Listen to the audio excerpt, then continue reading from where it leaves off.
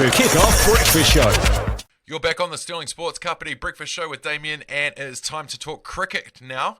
And even though we should be well into rugby season, let's talk cricket with Matt Gibbs from Horowhenua Kapiti Cricket Association. G'day, Matt. Hey, Damian, how you doing, mate? Oh, I'm good. How are you doing, my friend? Oh, yeah, surviving, mate, despite all the interruptions to life. But no, we're going well, thank you. Excellent. Well, I thought I've seen a bit of things online with New Zealand cricket having their awards, etc.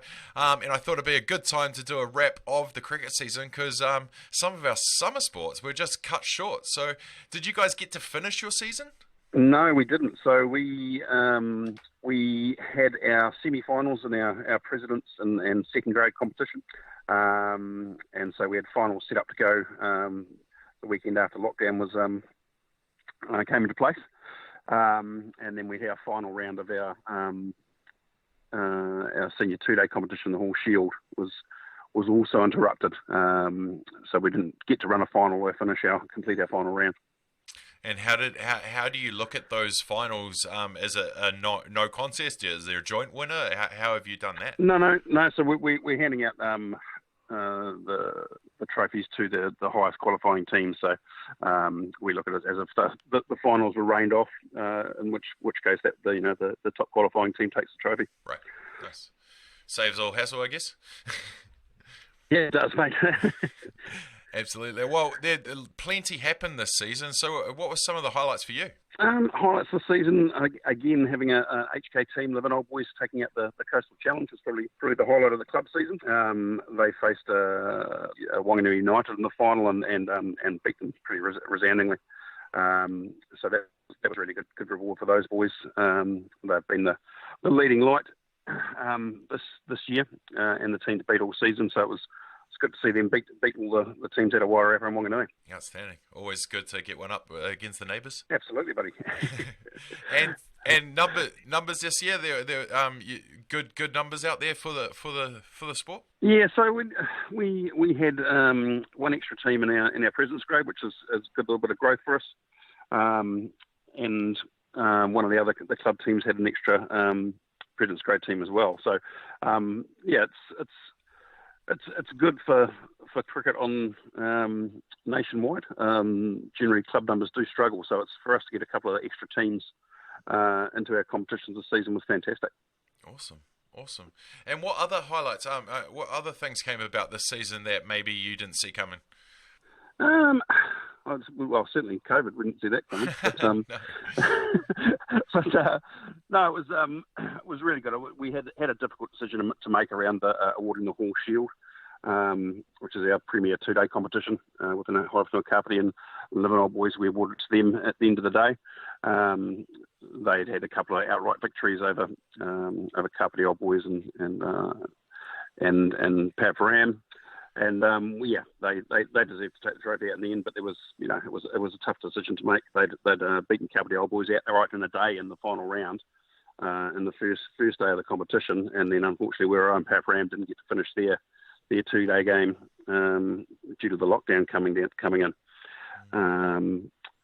So there's some tough decisions to make around that, but we feel we got it right. Awesome. Did we see balance across the clubs this season? I mean, some codes, you see the absolute elites and then the cellar dwellers. Was there a good competition between all this season? Yeah, look, I mean, Livin Old Boys were the strongest team. There's no doubt they had a good whack of our HKBS representative team in their squad, and they were the dominant team, but they were pushed at times by the other clubs. Certainly, Paraparaumu were always competitive, and Wirawa had a really good ding-dong battle with them in their two-day match. So it certainly wasn't all one way going. But certainly in our presidents and second grade, the standard of cricket was much better this year, and good competition across the grades. Awesome. Between all the clubs, so that was really positive in the lower grades as well. Awesome. Well, there was a few standout names across the season that just kept on jumping off the page when you would look at results. Well, who were some of those standouts? Certainly from Levin, Dion Sanson had a stellar season. Dion's a guy that's been playing club cricket for a long time, and and has been in our rep squad for many years, but hasn't been for the last couple of seasons. He's sort of retired from rep cricket mostly, but he's again was one of the class batsmen. Matt Good also had a really strong season for Limit Old Boys.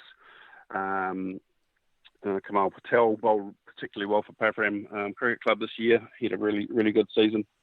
I think what other names come to the top of my head. Jaden Miles batted really well for Kapiti Old Boys. He's a kid that's not available for rep cricket at the moment, but certainly would more than hold his own playing Hawke Cup. So there's good standouts from all the clubs, really. Awesome, mate. Awesome. And lastly, mate, we're in a world of virtual at the moment. Have you guys embraced any of that with any ongoing skills, education, prize giving, anything like that? Yeah, we're still trying to get our head around how we're going to go with our winter programs for our youth cricketers. We run pretty successful winter training programs for our junior reps, so we're just trying to get a handle around how that's going to go going forward. We're doing some prize givings and awards via our Facebook page. So I've done around the Cubs cricket and also the clubs cricket season, and I know Chad Law will be doing one around our rep teams and pathway teams. Awesome stuff, mate. Well, I appreciate all the time that you've given to the show to talk cricket over the summer. All the very best with Level 3, Level 2, Level 1, and winter. And we'll catch up. We'll catch up, no doubt, sooner than later. Yeah, look, mate. Look forward to seeing you soon in the next season, and hopefully we're back to Level 1 as quick as possible. And obviously, sport's an important part, but it's not the main part of our lives. If we can get the main part of our lives back to where it should be, then sport will follow in. Absolutely. Cheers, Damian.